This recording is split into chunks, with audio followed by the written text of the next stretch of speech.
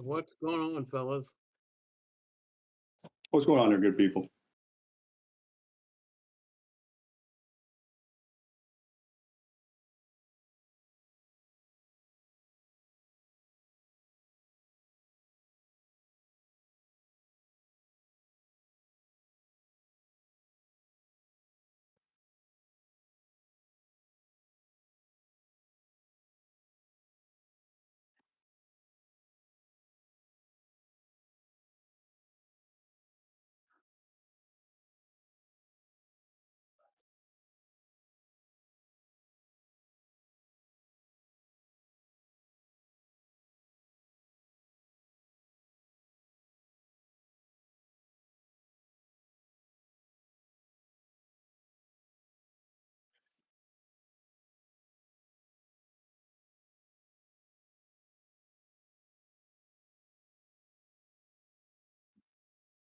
That is pretty funny.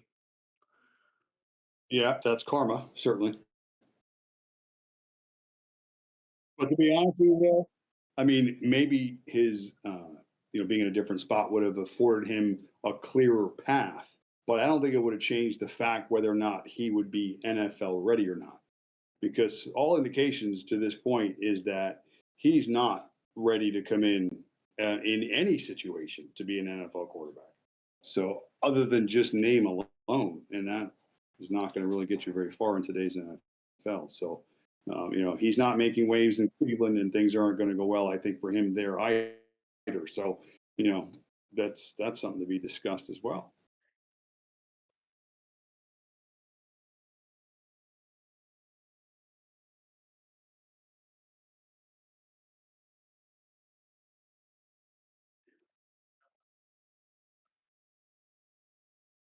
Hmm. I guess it depends who you're talking to. Inside of camp, I mean, I would expect them to say nothing less. I'm saying because especially if you don't think he has any true value in their organization, maybe he would present value in another.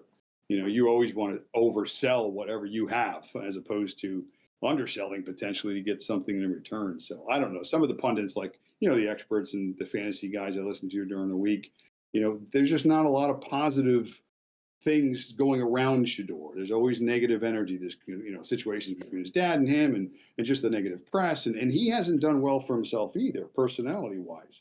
He's not really making a lot of friends within the organization. So there's a lot of issues there for Shador. I think the road is long for him, no matter where he ends up to get on the field. Yep, couldn't agree more. You want to introduce our top 5 list just to get it started? Rock and roll. Yeah, roll.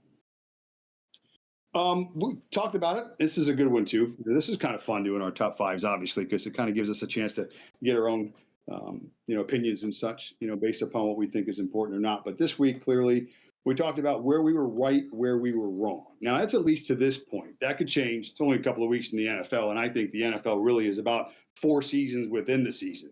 Seems like every 4 weeks there's a different landscape shift of some kind, whether through injuries or other things. But I like to brag. I like to be right. Okay. But then again, more often than not, I don't think I am. So some of the guys that I were wrong on, for instance, and I'll go ahead and start with my number 5. Now, again, at least to this point, I've been wrong on this. We talked about it last week. The usage for Christian McCaffrey. He has 77 touches so far through the first 4 games. Now, statistically speaking, it's a lot of points in a PPR format because he's catching. Oh, by the way, he's got 56 targets through the first 4 games. A running back getting 12 targets a game, 14 targets a game. It's unheard of. And that's where he's getting most of his fantasy points from, is through cumulative stats. He has 0 rushing touchdowns. And actually, he has 1 game so far over 60 yards rushing from scrimmage in all the 4 games. Most of his damage has been through volume. But again, we don't really care how we get our points, okay? Because we're getting them through garbage time or through regular playing time or whatever the situation, they still count.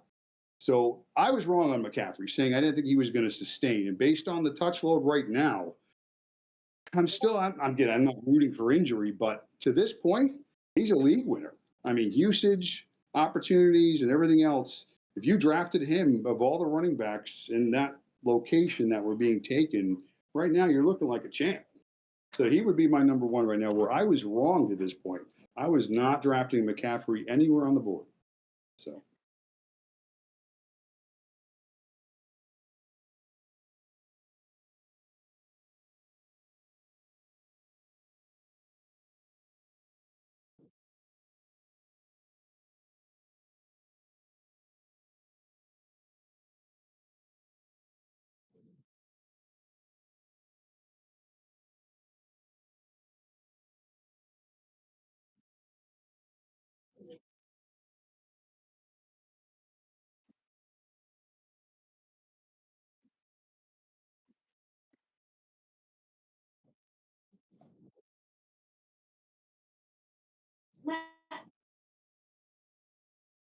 yeah. I got a hockey fan here in the house, guys. You guys won't like it, but I got a Capital fan making signs. If you guys want, I know you guys love the Capitals. So, yeah, so being Pittsburgh Wait a fans, minute. yeah. You missed the R after the C. It should say Oh, the crapper. Capitals. Oh, no. The Capitals. Sorry, side note. Okay, that's my sister-in-law, Susan. So, yeah. Well, again, I'm wrong still at this point. 4 weeks in this fantasy season, remember, I mean, 13 weeks, and that's the length of it, getting into the first round of the playoffs. And if he can sustain this pace, which I don't know it's going to be the case or not, because again, what you said, like guys get back, get healthy, there's got to be some usage spread around a little bit more. But right now, number one, number one running back in the league. So, we got Mike. Oh, Chad. My number five would be a guy that Chaz and I have been on his ass last year and this year, and I said that Sam Darnold was going to be a fantasy bust and just not a very good quarterback. And I'm gonna come out and say it. I'm wrong right now. This guy has proven me wrong this year. He proved us wrong last year. He looks like a very solid, good NFL quarterback who's not a system guy. He just knows. He looks like a different, complete, changed player in Seattle as he was last year in Minnesota. Um, whatever they're doing, whatever he's done, whatever has changed has been tremendous. He looks really good. Um, and I would crow on that one. He's got Seattle looking like one of the strongest teams in the division, and they have a heck of a defense to go along with a solid offense. So I'm gonna say Can we Sam all Darnold. agree that environment is got to be 50% of the reason for success for really any quarterback in the league? I'd say 30. Because I'd say 33. I'd say coaching. Uh, Coaching is 50. Coaching is 33%. I would say confidence is 33%, and then I would say environment is 33% to break it all down. yeah.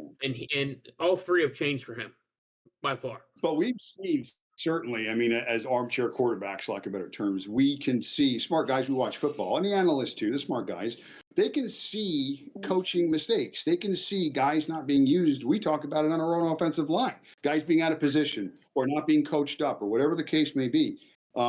You put a guy in the right spot that can develop and make him the best at what he does best, because they all have unique skill sets. Not all of them run like Lamar, and not all of them can, throw the ball downfield like, Josh Allen. But maybe you got a little bit of that, a little bit of this, and it takes the coaching and the environment and the skill sets to put it all together. And clearly, on a good team like Seattle and last year in Minnesota, same thing. Darnold's flourishing. I mean, he's the best quarterback over at stretch. In cumulative statistics, he's like top two. Yeah, he's crazy. So He's nobody crazy right expected that either. Yeah, it's pretty tremendous. So sorry, Chaz. No, I mean about the whole love fest for your second least favorite quarterback in NFL history.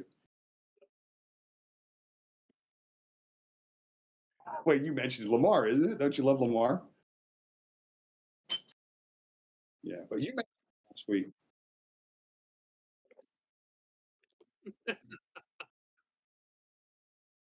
Yeah, that's all.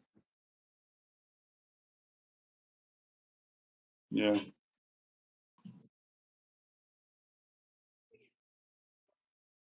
Well, we can call you the left guard whisperer if you want to right now. I mean, you can get some sort of title with you. So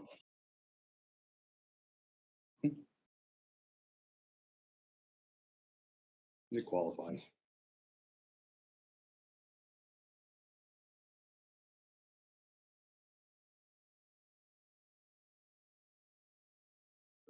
Yet.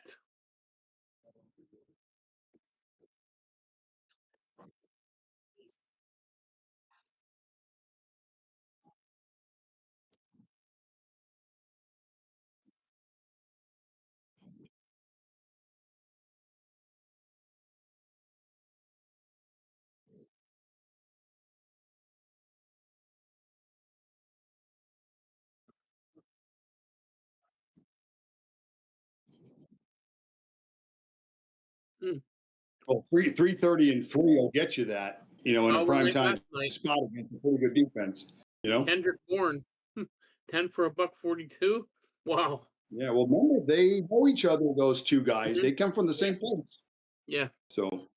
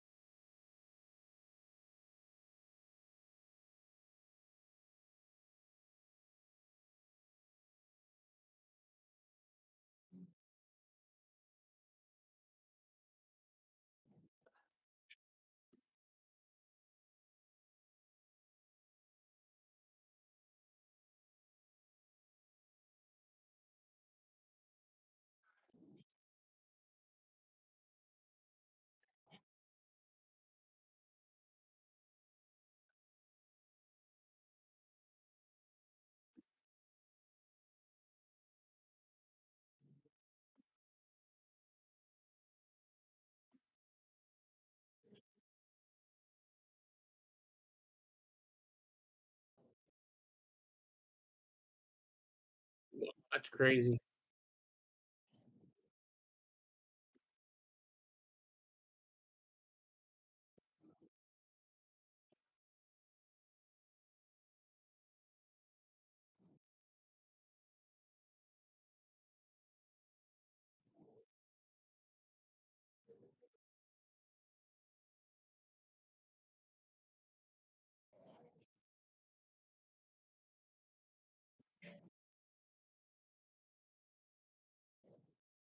a divisional game like that, we all looked at that line and we're like, that doesn't seem right. Despite the talent, despite the Niners obviously were coming in hobbling, but they've been hobbling all season. So it's not like all of a sudden they were dealing with injuries. They haven't been right since the first week. So that wasn't necessarily a concern for me so much. But Mac Jones is playing well. Shanahan likes guys that can run a system that he creates, and 330 and 3 touchdowns. That was pretty impressive on the road. So yeah, they were impressive. The Niners are a good football team. We knew they were a good football team. The Rams are a good football team as well. I was surprised. Kyron Williams looked really good, and outside of the huge fumble that I'm not saying was a difference in the game, but was a part of it. Um, he looked really good, and I banged on him, and I've been because again, when I listen to some of the experts get into the metrics of some of these players, it tells the story. I say it all the time. Not just looking at stats and saying this guy was getting 5 yards a carry. Well, why? Were the holes the size of whatever, or was he, 3 yards after contact every play? That's on the running back, right? But his metrics don't shape out to be strong at all. And that was one of the first games. I think I've seen him one other time. He looked explosive. He was in the passing game again, and probably would have had a touchdown if he didn't have that fumble. But yeah, the Rams are a good football team. Niners are a good football team. These teams are going to be in the hunt all year long, especially once they both get really healthy. Yeah, but no surprise for me about a tough divisional game being a one-score game. That's not a shock.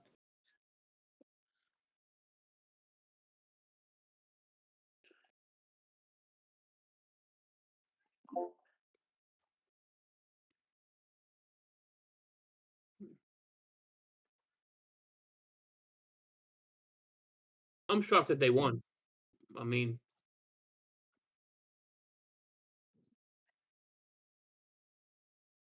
right, me neither. Yeah. Mhm.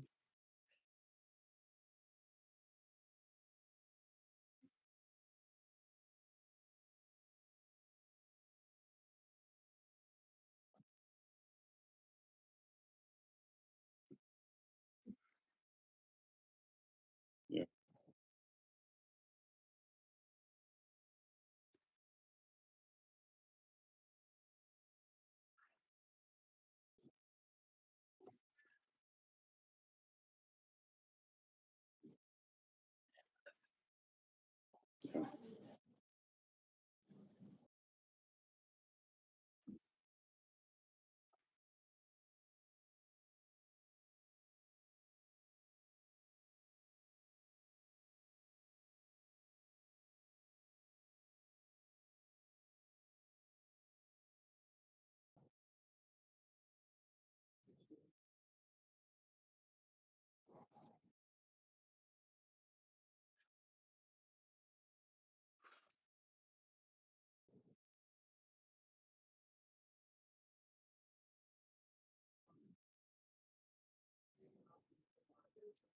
I'll go for it.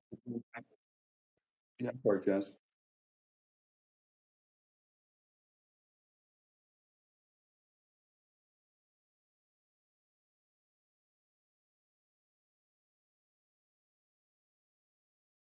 Mm. Wow. Well, for me, the only constant in this game that's been consistent all year has been the Browns' defense. So, and defense usually travels well. So I'm not really too concerned about where they're playing. For me, I mean, Carson Wentz, he's going to be in trouble this weekend, I think, because again, that pressure and that defense, he's not fleet of foot anymore. Not that he ever really was. And I think they'll be able to force him into some mistakes. You know, the Browns aren't a good football team. They do have a good defense. Yeah, I don't like the Vikings here at all. I think we're going to find out that again inconsistency at the quarterback position, letting Darnold go, putting their stake in JJ. Now he's hurt. This could be the beginning of a long season for the Vikings, I think, and this could be loss. I don't know, their third loss of the season. I'm going Browns here. Browns win outright.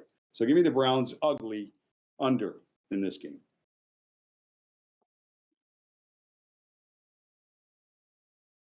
Yeah.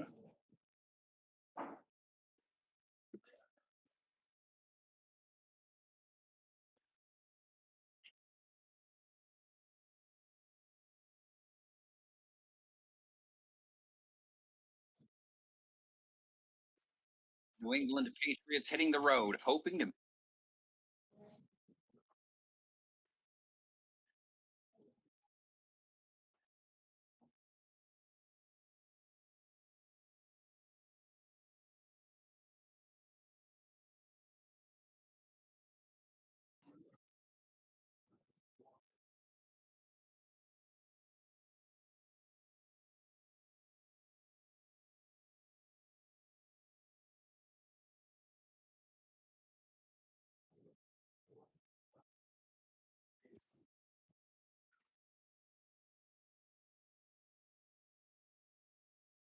Okay. So Matt, you took Minnesota and the under. Chaz, Browns. you took, huh? I'm Browns in the under. Oh, okay. And Chaz, you took Minnesota and the over. Okay. Boy. So the Browns allow the fewest yards per game and yards per play. The Viking offense, they put 48 points up against Cincy, but it was all their defense. Wentz has been okay. Jordan Mason has had put some life into their running game. That all those guys out though from Minnesota on an offensive line is scary. I don't see a lot of points in this game, so I'm definitely taking the under. I think it's going to be a very ugly game, like 13-10, 16-13. That being said, um, I'm going to trust. I'm going to, boy, it's tough not to take Cleveland in this one. That hook, the 3.5, could mean a lot in this game. Brian Flores against a rookie quarterback is interesting for sure. That's an interesting matchup. Um, I'm going to take in this one. I'm going to take Minnesota in the under, just because I think them staying there the whole week in Europe is going to help them not flying. And then I'm taking a veteran quarterback. So I think they'll put some plays in. They get the ball in his hands very quick with those receivers, and they'll make enough plays to win that game. So, but I still think it's going to be a very sloppy under game, 16-10, 16-9, 17-10. So The rookie quarterback thing is interesting. Remember, this is his first start ever. So it's a total wild card. Like you don't even know, right. I mean, what you're going to get out of Jackson Dart. So, I mean, I know the Brian Flores angle is a smart one. You mean Dylan Gabriel? I'm going to say Jackson Dart. Sorry. I Yeah, mean, Dylan yeah, Gabriel. Yeah. yeah. Yeah, he's total wild card because you just Right. don't know what you're going to get. Right. So I'm sure Flores is probably, dialing up as he goes. I'm sure it'll be more of a second half adjustment against the rookie, I think, than the first half. But Yeah. I guess we'll see how it all plays out. You have no idea what I have no idea. I see a lot of, if I'm Cleveland, I see a lot of Judkins running. He's Gabriel in. And then again on Minnesota's point offense, I see a lot of quick throws, quick slants, wide receiver screens. I mean, just a a game to keep it calm and the team with the less turnovers wins this game. Two Very really good vanilla. defenses here, really good defenses. So.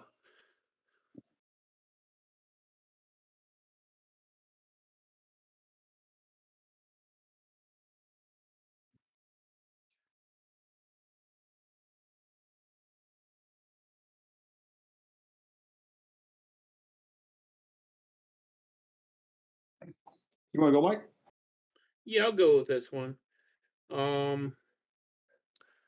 So interesting game here. Tell of two quarterbacks in this game. Daniel Jones, the highest dropback success rate at 61.5%, which is really amazing. He has the most passing yards versus the blitz at 470 yards, leads the league. On the other side, it doesn't help though. It doesn't hurt that Jonathan Taylor leads the league in rushing, by the way, too. On the other side of the ball, Geno Smith has 7 interceptions, all in passes over 10 yards. That being said, as bad as Geno Smith has played, I think 6.5 is too big of a number to give the Raiders in this one. So give me the Raiders and give me the over in Indy.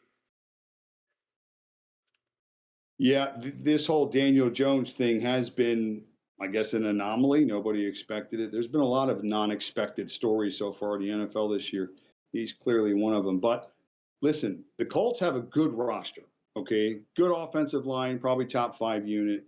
Obviously, we know Jonathan Taylor. They've got decent weapons. They got the rookie phenom tight end Warren.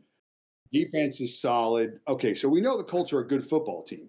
They just needed a little bit of more consistency at the quarterback position, which clearly they didn't have with Richardson or anybody else, So I don't know. For me, I'm going to ride the success. You said last game taking the better quarterback.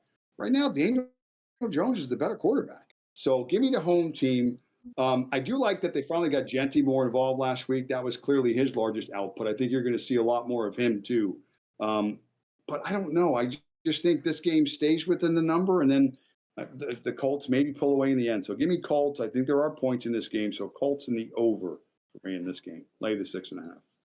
So Chaz and I talked the other night about an interesting Xavier Howard, ex-Dolphin, number 1 pick, abruptly retired on Tuesday. He started all 4 games at corner for Indy. So really interesting development there. Wow. What hurt? What I don't know, but I know his snap count decreased as the year went on. But his matchup with Puka Nacua, he came out after the game and said, "I know I can't play this game anymore," and retired on Tuesday. But I think Puka does it to a lot of defensive backs. So, just. Can I give you a quick Puka stat, chat? I mean, I know you want to get going, but I picked out something on him. First of all, he's number 1, which I'll get to just a little. He's number 1 in targets in the league, okay, by far. He only has 1 target thrown his way when he's not on the multiple receiver side of the field. They move him in motion more than anybody in the entire league. You see him, he's not ever, wherever he sets at the line of scrimmage when they go up to the play, he's usually on the other side. And that's because they're getting him in those matchups, because that's what he does coaching-wise. They put him in the best spot. So of the, 60, 70 plus targets he's had, only 1 has come when he's not been on the multiple side. So and they run a lot of 11 personnel, which is obviously 1 tight end, 1 back, 3 receivers. They lead the league in 11 personnel. So that's how they set up, and that's why they're using him so much, but in that spot. So 100%. Interesting. Yeah. All right, Chaz, what you got, buddy?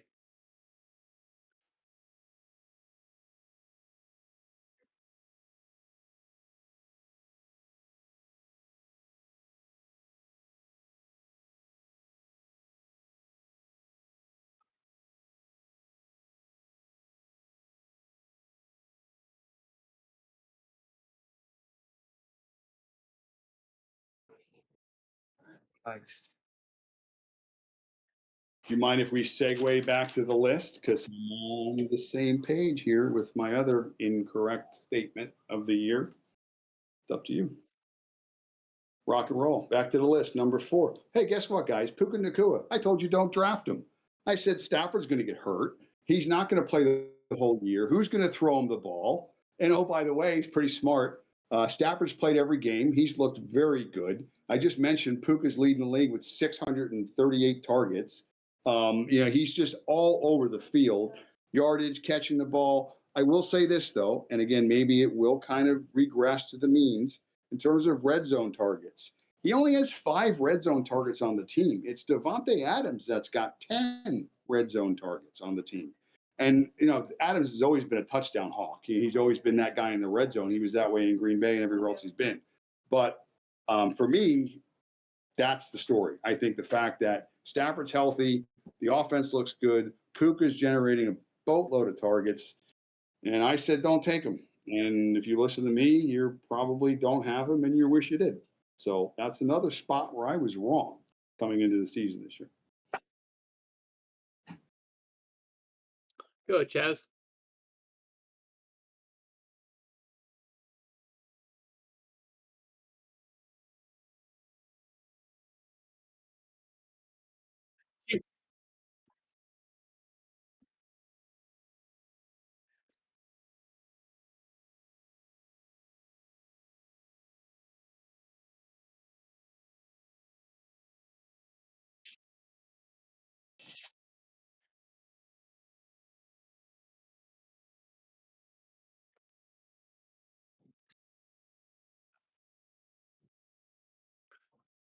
So my number 4 was a guy who I thought would be a breakout guy, and he still hasn't done it. I know Matt thinks he will break out the rest of the season, but Marvin Harrison Jr. He still has not done it. I have him as the breakout candidate wide receiver. The guy's still struggling. They're finally looking for some footing to move the guy around in different spots, and he's going over the middle and dropping passes and causing interceptions. So we'll see what's going to lead with their injuries there to the running game. Maybe they're going to use him in targets more with McBride, but it just hasn't come to fruition where he's become a top back for sure. I mean, a top wide receiver yet. So get him outside the numbers. Get him outside the numbers, like we saw last week. That was the first week they did it, and you saw immediate success. Right. I'm curious to see if they go right back to it this week. They should. No reason why they don't. Yeah.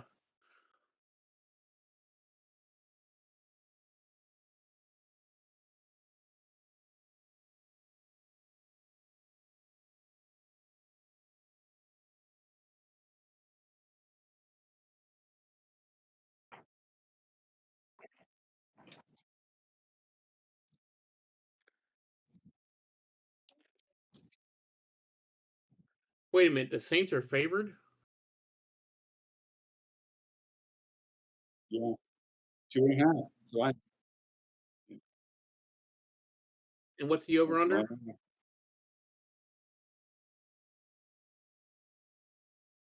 I'll be brief. Saints get their first win. Saints here, and give me the over. 2 bad teams makes sense, right? They'll go over. Because if I take the under, they'll get it late. A couple weeks ago, we said the Saints are moving the ball in the air, 4th most passing yards in the league. They're just chucking it, mostly because they're behind every game. This game, again, I would imagine they'd be able to run a little bit more of a balanced offense because the Giants obviously don't pose a huge offensive threat. Week 2 of the Dart experiment, and the Scatterboo experiment, and every other experiment. Again, young players are going to make mistakes, and on the road, and still an NFL team on the other side. So I'm going to take the Saints here at home. Give me some points in this game because I think they're going to be throwing a ball. I think both teams are throwing the football in this game. So give me the Saints in the over. So last week I picked the Giants to beat the Chargers straight up. I hit that correctly. Well, this week, I unfortunately lost my number 1 pick in every fantasy league I'm in with Malik Neighbors going out. That sucks. So that hurt on a non-contact injury, which is horrible. That being said, I also am on the Saints in the over in this game. I think Dart has a hamstring a little bit. So what they did last week was they ran seven. He had 10 carries for 54 yards and a touchdown, but 7 of those runs were designed. I don't know if we see that much this week. The one interesting thing from last week, which was pretty amazing stat, the Giants against the Chargers had 21 quarterback pressures against Herbert. That's insane. 21 quarterback pressures.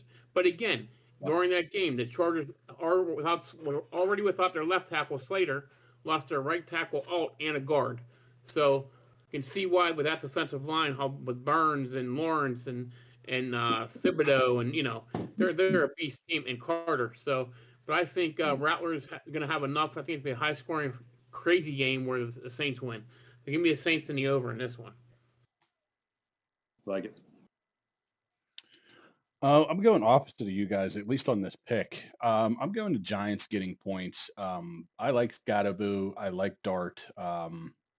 Even though he tweaked his hamstring, I didn't hear anything about him not going or not being okay for He's this going, game. yeah. I didn't hear anything about him not going for this game, so I'm riding a hot hand that is. So I'm going to take the Giants with their points, and this seems like to me that this is a game to where they generously gave a 41.5. So I'm going to take the under on this game. Just because if Dart is dinged up and he doesn't run as much, I think I have here that the Saints allow the sixth most rushing attempts to running backs. So I think it might be a ground heavy game, and if that's the case, then the clock is going to get chewed up. The time's going to come off. This is going to be like a 20-17 type of game. So I'm going to take the Giants, and I'm going to take the Saints, and I'm going to take the under. Let me throw some quick notes at you that I picked up from Cosell, because I watch him on Thursdays when he's on Coward, breaks down all the tape, gives you some good notes. But the one thing he drew away from Dart's start was that, it's again week one start for his first start. He's got to learn the pocket. He needs balance in the pocket. He's obviously a very athletic quarterback, and young quarterbacks are going to kind of lean towards that athleticism when things break down, and things break down quickly for a guy with little experience. And that was clearly the first game. So a lot of the tape showed him as an inexperienced athletic quarterback that was able to make plays with his legs and certainly in a couple of spots with his arm as well. He can do all that, but it's still going to take time for the development of Jackson Dart.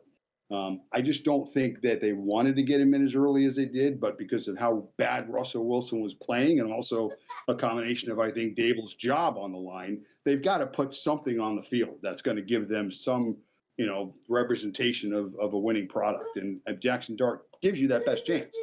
And he clearly showed that in week one, but a lot of growing pains yet to come for me and for Dart, unfortunately. And a Giants team offensively that's just very challenged and now missing their best player. So worried about him, worried about them moving forward. I want to see him grow and develop. I like him, but I think there's going to be some rough patches ahead still for Jackson Dart.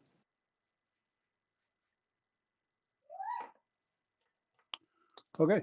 I'm going to real quick shift into a different room. So I'm going to log out and then I'm going to jump back in here in about 2 minutes, guys. All right. I'm going to check back here in about 2 minutes. All right. Okay. Well, then we will do our picks, and then when you come back, you do yours. He didn't hear that, but whatever. So the next game is the Cowboys and the Jets. This is basically a pick 'em game. This is the Jets are getting 1.5. This is an over under of 48.5. I think the Jets get their first win of the year this year at home in MetLife. I think this ends up being an over type of game as well. The Cowboys are allowing the most rushing yards to the sixth most rushing yards to a QB this year. They're also allowing the most passing yards to QBs this year. I think coupled with that and the fact that the Jets, other than one game where they played the Buffalo Bills, they've been in every single game. They lost by 2 to us. They lost, I think, by a few points to a couple other teams. But this Jets team, I think, is right on the cusp of winning a few games here. Again, these tight games that they've lost the last 3 or the 3 of the last 4. They were close games, 1-score games. So, sometimes it just takes one way or the other, and it goes either your way or it doesn't go your way. Thus far, it hasn't gone their way, but I think this is the one week where they end up getting one to go their way. So I'm going to take the Jets, and I'm going to take the over on this because I think Dallas can score points. Obviously, also CeeDee Lamb is out for this. Turpin is out for this as well. Dallas also has a guard and offensive tackle that are both out. The Jets, even though it doesn't, really impact them drastically, Braylon Allen is out 8 to 12 weeks with an Yeah, you MCL called sprain. out when you saw that injury, by the way. Yeah, Yeah. I thought it was torn. Thought he blew his whole knee out, but still, though, 8 to 12 weeks. I mean, it's going to get to the point because again, I don't think the Jets are going to have a winning season this year. Next year, obviously, could look a whole lot better with them and their new head coach, who's a fiery head coach. I kind of like him. Who's that? Aaron Glenn, right? Guaranteed, yeah. Yeah, so I kind of like him, especially for that Jets role. But he wasn't detrimental to this offense, so I don't think the offense really skips a beat with Allen out. If this was Brees Hall, this would be a completely different story. But I just don't understand why this guy isn't on season ending if he's 8-12 weeks out. Yeah, I'm with you. Absolutely. It's yeah. kind of odd to me that's the case. But Yeah. I kind of talked myself out of taking the over then, since the Cowboys have some two of their bigger wide receivers. Turpin, who's not huge, but he's also very productive in that offense. So I'm actually going to take the Jets, and I'm going to take the under in this game. So I switched from the over, and I'm going to take the under, but I'm still on the Jets. Okay. Matt, the only thing that you've missed was that the Dallas Cowboys are going to the Jets, and this is basically a pick 'em. The Jets are getting 1.5. The over-under is set at 48.5. I took the Jets in the under. For me, Jets over. Dallas's defense is not going to get better as the year progresses. They're just going to get worse. And even though the Jets haven't been super impressive offensively, I know Fields has got a full week of practice. He's healthy. Hopefully they're going to be forced to use one of their best offensive pieces now that Allen's hurt. So hopefully you're going to see Hall get more involved in the offense. So I'm Jets in the over here in this spot. Actually, for fantasy purposes, I'm leaning with a little bit of a Justin Fields, Garrett Wilson stack this weekend in DFS. So a little bit of a prelude to that for me. So a couple of stats going into this week. Dak leads the NFL in passing yards with 1,119 yards, 73% completion percentage. The Jets' D is bottom 5 in points allowed, QB pressures, and defensive yards per play. Not a good sign. And here's a weird stat. The Jets' defense has 0 turnovers forced this year. That being said, I like the Jets in this one to bounce back. I think it's a high-scoring game. I like Justin Fields against that defense, too. I think Dallas is just not the same. They're good on offense, but their defense is really bad. So I see this being I like the Jets. 48.5 is a big number, but I think I'm going to go the over just because both offenses I think will score some points. So give me New York in the over. That's our first one that we're all riding on so far. We're all on the Jets. Woo-hoo. I hope we're right because I got my Fields combination. We were all on the over the under on Thursday, but this is the first one that we're all on one team. So anybody keeping track? There's your stat. Kind of a short list here this week because we got 4 teams on buys. Those teams are Atlanta, Chicago, Green Bay, and our beloved Pittsburgh Steelers. So with that being said, Matt, why don't you jump into our number 3 top 5? I like it. Now, I started off with 2 misses because I have 2 misses. I got a few more too, but I got the right ones. This was hard for me to choose. Pat myself on the back. But number 3, I've been banging on the Dolphins about how bad they were going to be this year. I predicted them to finish last in the division. Okay, as of right now, they're not last, but they're bad. Their defense has given up the 5th most points allowed in the league. They have scored the fewest points in their own division. And we've seen limited how somewhat limited I still think their offense is. And oh, by the way, now Tyreek Hill is hurt. So for a team that was facing, I felt like an uphill climb all year. One of the reasons why I felt like they were going to struggle. It's starting to unravel. I mean, they had a big win last week, their first win. But it wasn't a pretty win, and that game certainly could have gone the other way. So I don't know. I think the Dolphins are going to continue to struggle. I don't see a path for them to come out of this year. So again, I was right. The Dolphins are not a good football team, and I think they're on their way to TNT. Blow it up, boom. So called it, seeing it happen here live in person because I live here. So, kind of fun.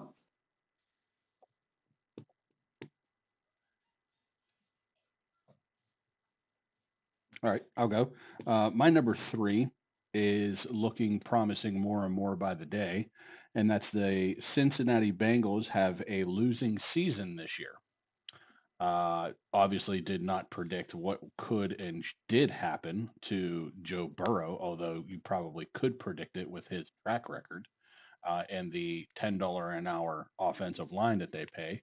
But as it seems out, the Bengals are looking like they're going to end up achieving that losing season this year. It just looks more possible more and more every week as we go along.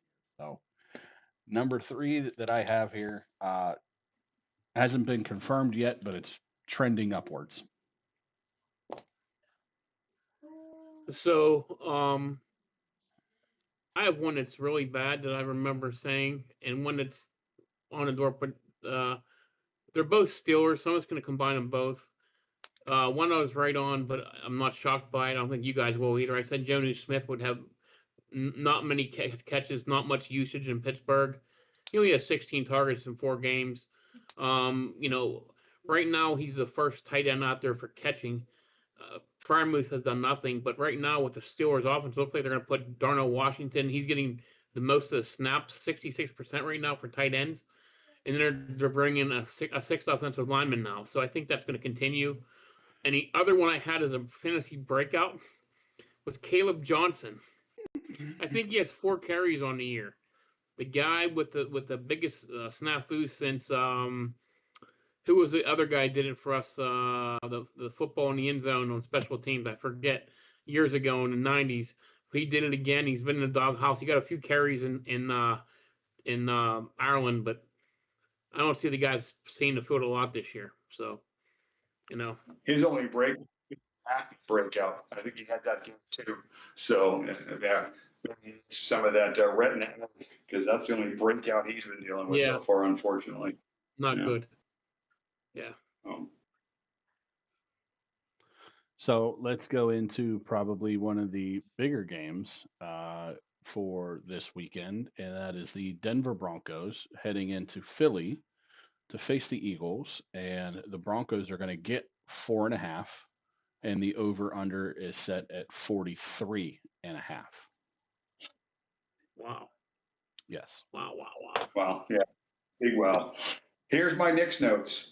The dude's developing quick. He has been absolutely excellent at putting the ball in positions when his receiver in stride to give them the best opportunities to make plays. Listen, 95% of run after catch is ball placement, right? So if you've got good accuracy, good ball placement, let the receivers make big plays. But overall, Peyton's just been putting him in just good spots. We talk about environment, clean running lanes, clean passing lanes. The biggest thing that he's been better at is he's learning how to control the defense. A lot of teams are mixing up, obviously, coverages that do line of scrimmage. But again, for a young guy, he's been one of the best guys at exposing those coverages. So his development's been superb. I think he is going to end up being shortly one of the quarterbacks in that group, 5-6 guys that take that next step, that become that elite guy that we talk about when we start to make compared to some of the other guys. So all that being said, I'm a Knicks guy now, and I'm on Denver. I think they continue to get better. So give me Denver and give me the under, because I think the defense lacked a little bit in the first few weeks. They're going to start playing better too. So Denver and the under for me here.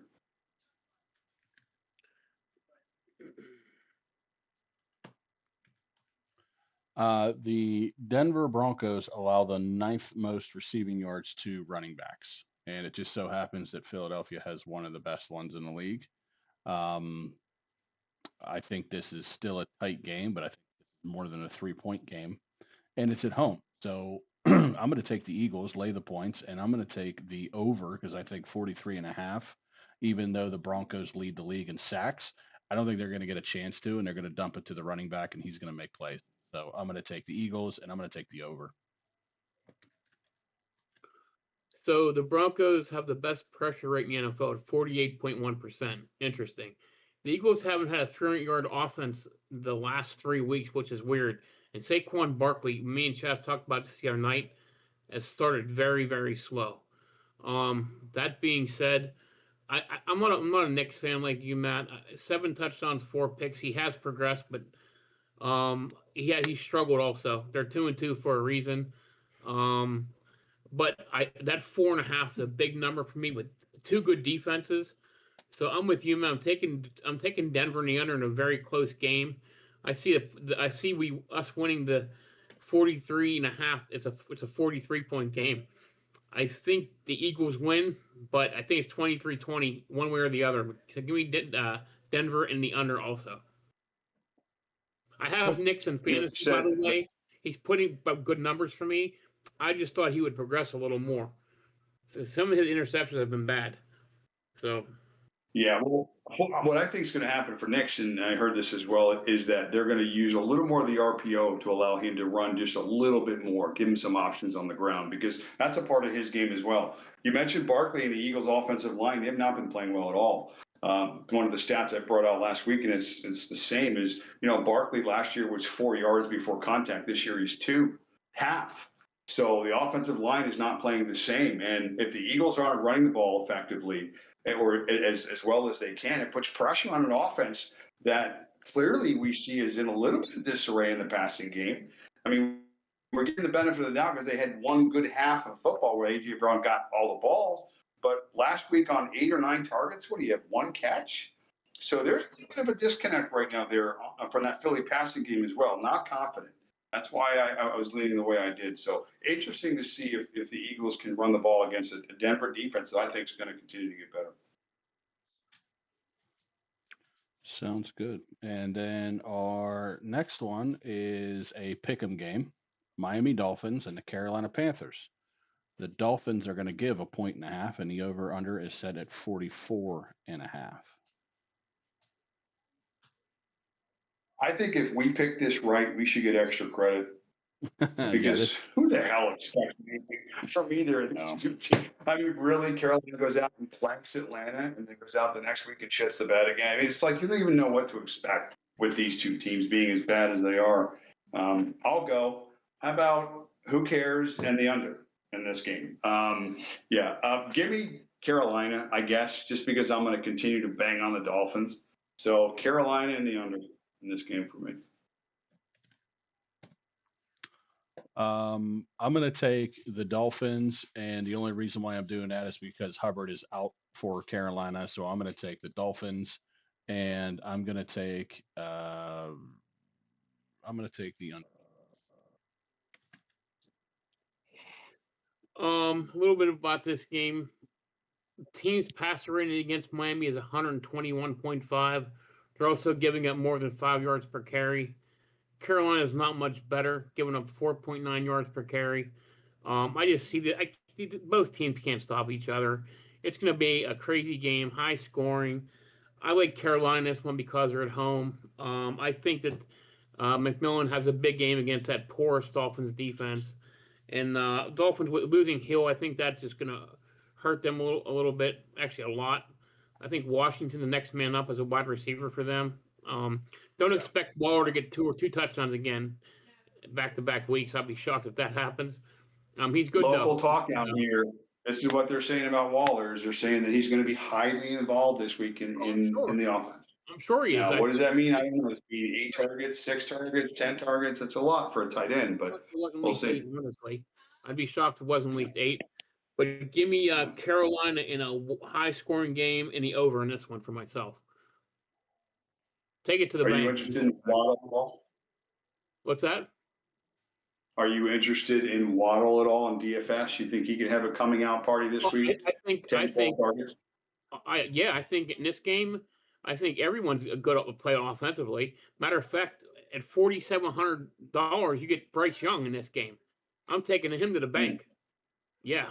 That's interesting too. Yeah. Because 2 is going to be more popular on the other side. Yeah. So Yeah. Interesting. especially with Chuba Hubbard, Rico Dowdle's not a bad running back.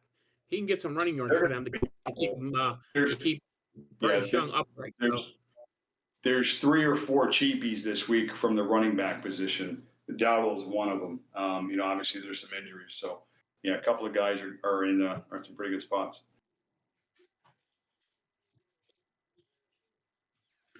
Okay. The next one is wait, Mike, what did you take? The over or under? I took Carolina in the over. Over. Okay, that's the one that I was missing. I was the only one that took the over in that game. Okay.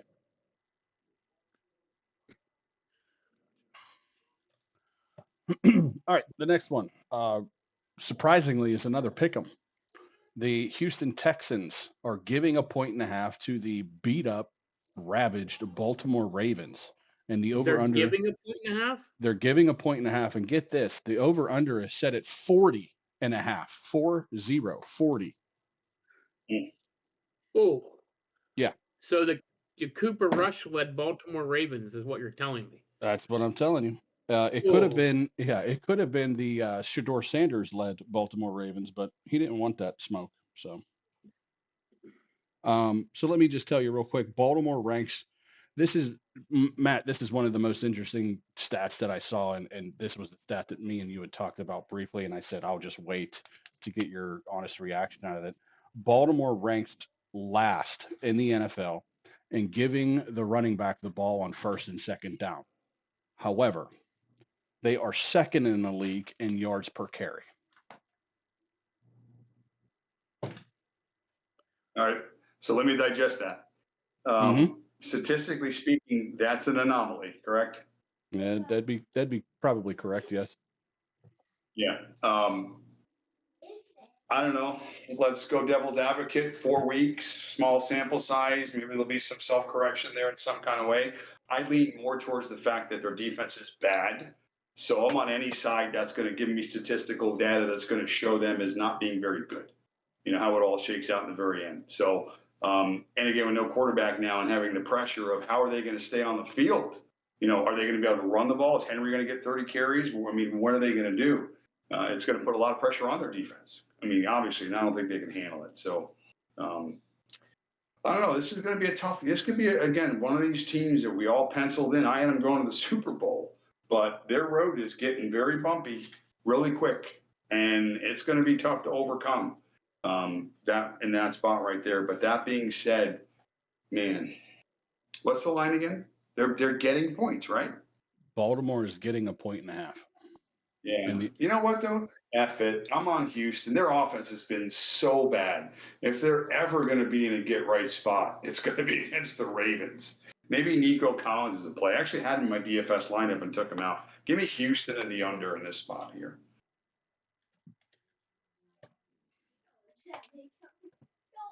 I'm taking Houston and the over. I think that 40.5 is just a little bit too low for 2 NFL teams, but who knows? It's probably right, but I'm gonna take a walk on the wild side and take the over, but I'm taking Houston. I think the Cooper-led Baltimore Ravens is a completely different team now that Lamar Jackson is out for the week. So yeah, I don't trust this offense or this team. So for some that interesting matter. things I read coming into it tonight. The Texans ranked last in the NFL against QB scrambles. That's great. There's no Lamar. Cooper Rush doesn't run. So also they're 30th against runs outside the tackles, which is really interesting. So you know how we complain every week about Tomlin? Are you a Baltimore Raven fan? You don't complain about Harbaugh. Derrick Henry had 8 carries last week, 4 in each half. What the fuck are you doing, guys? It's Harbaugh, true. I'm sorry. What are you doing? 8 carries for 40 yards? The guy's giving 5 yards a pop. I'm sorry. So I think this actually benefits Baltimore, and they have to run the ball with Henry, and it's 2 bad offenses. And Houston has a better defense, but I think it's going to be a low-scoring game. Stroud's going to give it up. I think this will clean the air for Baltimore a little bit, where they have to lean on their big guy. Give me Baltimore under in a very sloppy game. Their rookie hits a field goal to win at the end, 19-17. Baltimore in the under in this one. Derrick Henry gets 28 carries for 132 yards. Everyone in Baltimore cheers, and Harbaugh keeps his job. That's it. I think Harbaugh's job is safe. I was going to Oh, say, it is. I'm just joking, but Yeah. how do you give him 8 carries? yeah, I don't understand. I think Harbaugh is kind of like Tomlin in this point. He can do no I do wrong. exactly. He overthinks everything, man. Mm-hmm. Yeah. You play to your strength. You play to your damn strength. And he does not do that. Yeah. So, moving on to the next shit show of a game that we're going to have this weekend, which this line is going to blow your mind even more than the last line did, and that is the Tennessee Titans are going to Arizona, and the Titans are getting 7.5, and the over/under is set at 41.5. So funny you mentioned this game. The line 2 days ago was 10.5. I don't know what happened, but it's 10.5. So because DeMarcado and Carter are starting at running back. Well, Connor's out, Benson's out. Right, DeMarcado and Michael Carter. That's their running backs this week in Arizona. Okay. And Carter's starting. Carter's starting. Carter is starting. Yes, Carter is starting. Yeah. I will say that more fantasy nuggets. Trey McBride has the 3rd highest target share in the league. Okay, target share, not total target share. So percentage of balls offensively going his way on the field. Some of the guys get it in the locker room. But yeah. So yeah, he's at like a 29% target share, which is ridiculous for a tight end. But certainly he is a big factor. And now with no Connor, who was a guy that garnered targets as well. I don't know. I think Harrison, I think if anything, Arizona's going to have to learn how to throw the ball this week. And I think they'll be able to do that. So anyway, that's just a whole fantasy goodness. Okay. So what's your pick? Oh, okay. Gross, Arizona, and the over. Because I think they get right offensively. Tennessee is just not a good football. And even though I think some of the metrics show Cam Ward not fully responsible for the fact that they've been so bad offensively, but there's disconnects. They're all over the field, both sides. They're in mud. They're in quicksand right now, and they're just not a good football team. So Arizona over. Yeah.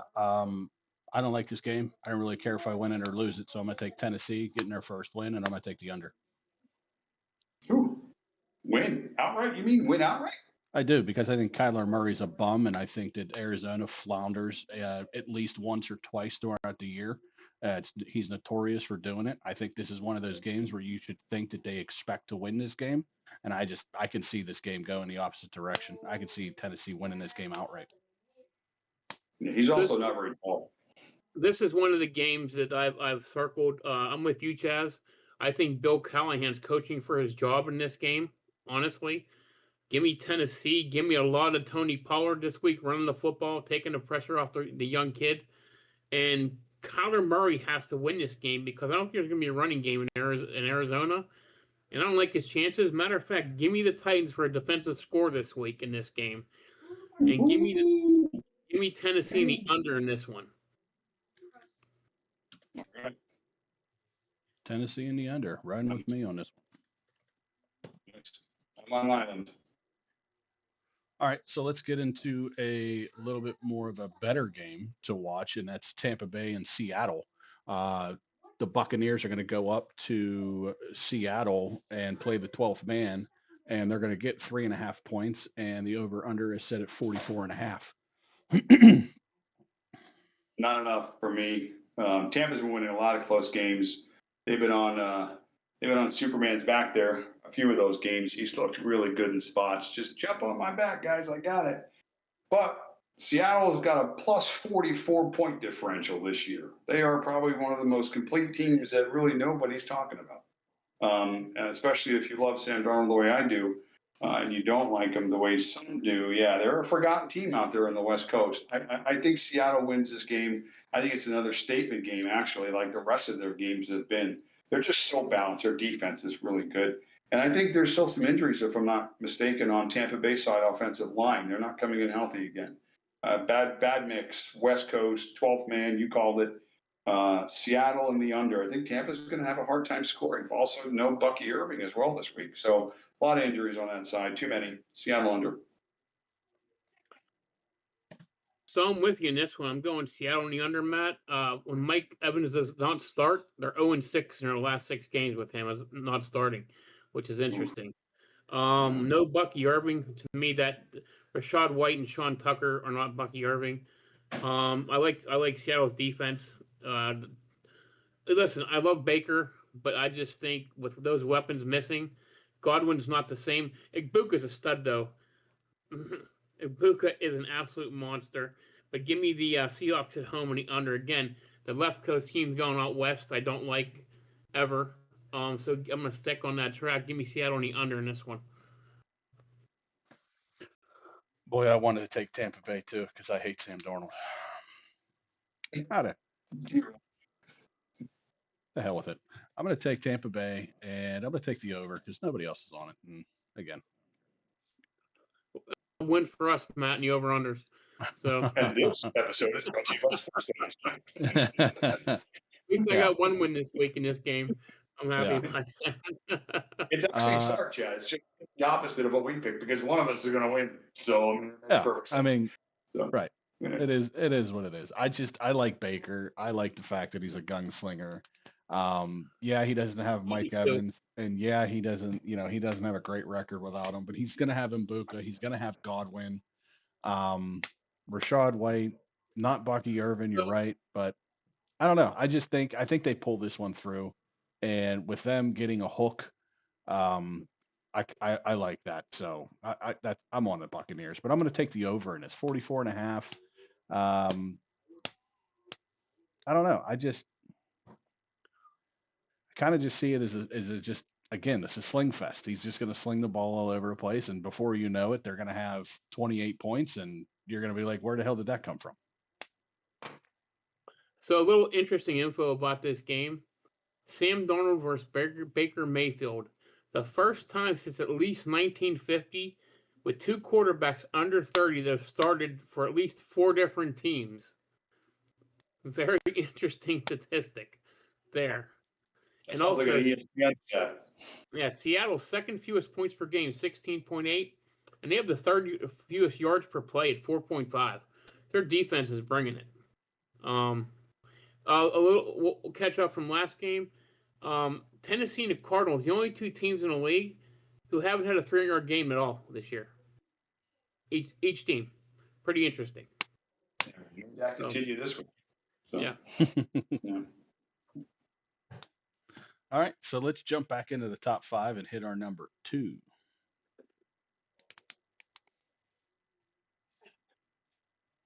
Well, I'm going to start off with my number 2.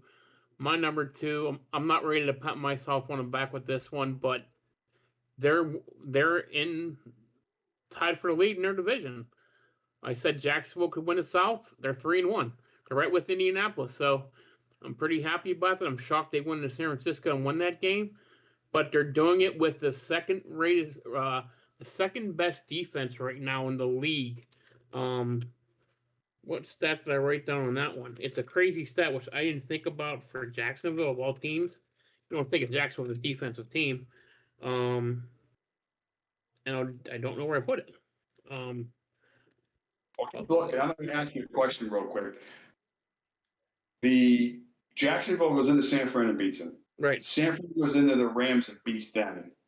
I bet you if the Rams play Jacksonville, they beat them by 30.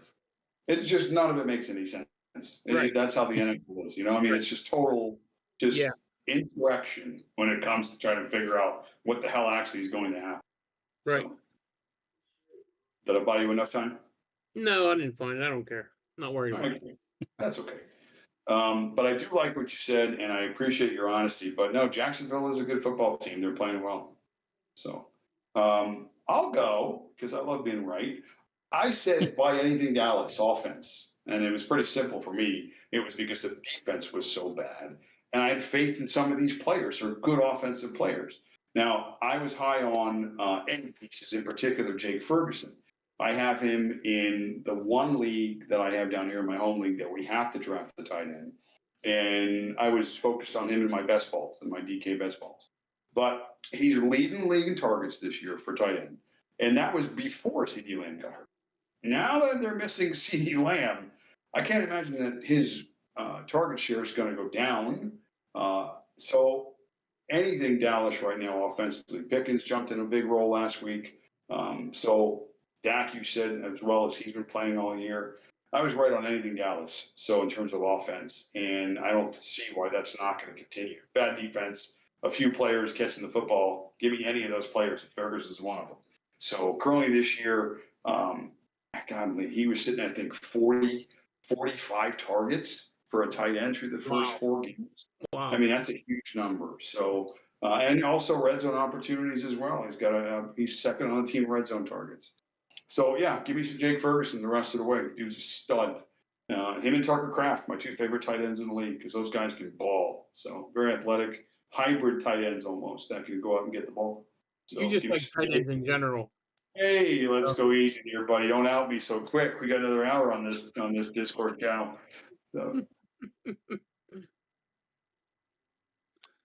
So my number 2, I'm not ready to throw in the towel yet, but I said that the Patriots are going to make the playoffs this year. And again, it's early. They're 2-2, not terrible. But right now they're in a 4-way tie for that last wild card spot. Again, we're only a quarter of the way through. We're not going to go, ringing the SOS bell or anything like that. We got a lot of football to play, but I said that they would make the playoffs. I still think they will, but we're looking a little bit shaky right now. So we're kind of on the fence about the Pats making the playoffs. I still don't think it's a bad pick. I just think I don't they have either. to find an identity. Yeah, find an identity on offense a little bit. I'm not ready to throw in a towel on them at all. I'm just saying that it's not as butterflies and rainbows as we thought it was going to be right out of the gate. And we're kind of, like you said, we're finding our way. We're finding where the water levels out at this point. So again, it's only a quarter of the way through the season. So that'll come into play too when I talk about my number 1.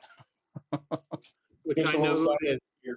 Just some side notes on Drake May. I think you're going to be fine. Getting better every week, according to Mr. Cosell. Comfortable in the pocket, poised, more so than really any quarterback right now. This is what was amazing right now, and this is a statistical backup of how good he's been. Under pressure, under third down, Drake May has the highest QBR rating right now, third down pressure. You don't get that from a second-year guy. That's usually something you develop, takes time. So we know he makes the plays. The problem with them is they haven't had a good, consistent running game. So if that running game improves, and Travion Henderson hasn't been used to the level I thought he was going to be used, but maybe that may change. I don't know. But they got to run the ball better. But May's making big strides on a team with, again, first-year coach and some growth and stuff in a not good division. It's just the Bills are going to be looking at after a few more weeks. Those other 2 teams won't even be in the picture. So, it's pretty much the Patriots the rest of the way in their schedule. And I'm a May guy as well. So May, like Nick's, I think, are 2 of the quarterbacks that are going to be able to take that next step. And I don't know. I'm on the Patriots. I really like Drake. I think you're going to be fine. I think you're going to be correct on your Patriots playoff call, Chaz. So time will tell, but it is looking promising. And like I said, I'm not throwing in a towel yet. It's only a quarter way through. We'll check back halfway through and then at the end. But moving along, we have a large spread, probably the largest of the weekend. Second largest of the weekend, but yes, the largest of the weekend. And that is the Detroit Lions going to Cincinnati to play the Bengals. And they're going to give the Bengals 9.5, and the over-under is set at 49.5. Yeah. Wow, interesting. I'll go because it'll be quick. Yep, mine too. Cincinnati doesn't run the ball. They can't run the ball. Everybody that was on Chase Brown, myself sort of included, oh boy. It helps when, it hurts, I should say, lost your quarterback. That's not going to make that offense any more scary. And teams are going to be able to cheat even more so because you cannot beat them. I think Browning this week comes up and Chase gets 15 to 18 targets this week. I think it's going to be get the ball as many times as you can to Jamar Chase. And I think it'll be just enough to keep them inside that number. I don't think they win, but that's a lot of points as we talk about. Anytime you get a touchdown with an NFL team, I'll take it. So give me Cincinnati. I think they'll muster points both sides and the over in this game. I'll make mine simple. Detroit, the over.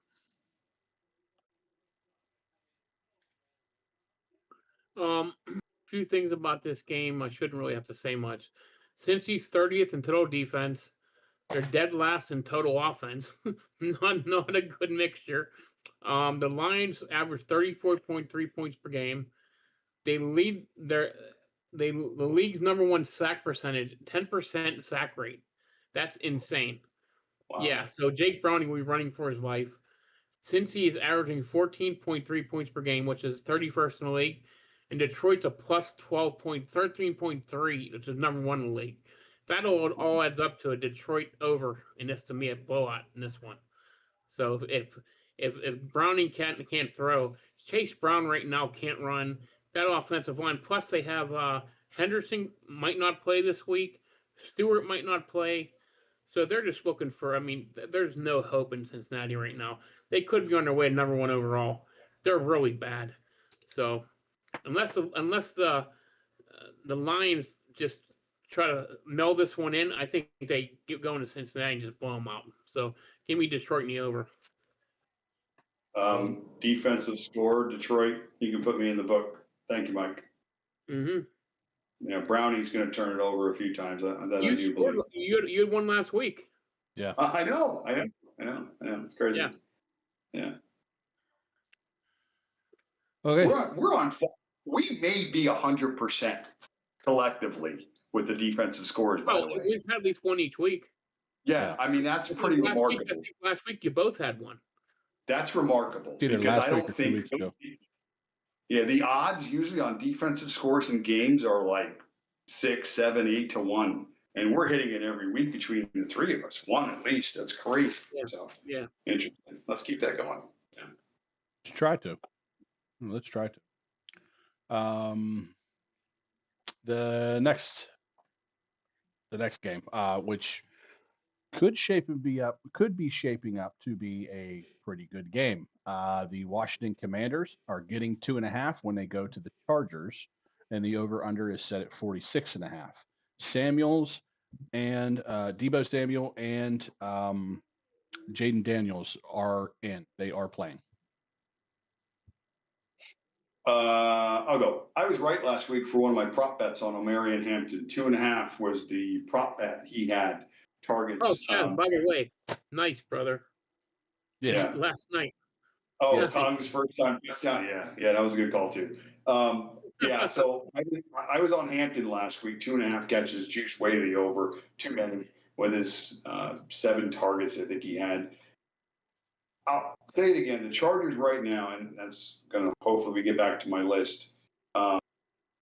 They're really also one of those teams like Seattle that is very complete. The Harris injury may cost them because I don't know what their depth is behind Hampton, running back wise in that room. Do they still have Kamani Vidal? Is he still on the team? Is he one of their backup guys? I'm not even sure. But that room's a little thin. But the way they've been throwing the football, the emergence of Quentin Johnston, still I think a top 6 or 7 fantasy guy this year. He's throwing the ball despite the thought or the stigma of them being a running team and defense. And no, he's throwing it all over the field. A lot of it I mentioned is because of offensive scheming and what they do on offense. And I know you guys aren't Harbaugh guys, the other Harbaugh necessarily, but I think the Chargers, I think this is where they continue to build momentum. I think we're going to find out when it all shakes out that they're going to be there in the end. So anything Chargers for me right now. I'm going Chargers in the over. I think they're going to continue to score. Chargers in the over.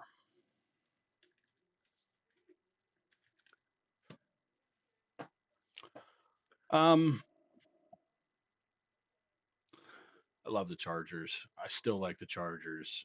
They seem to be doing very well, but it always seems like the Harbaughs drop one when they shouldn't. I like that Debo Samuel's in. I like that Jaden Daniels is back. I think the offense is back and rolling.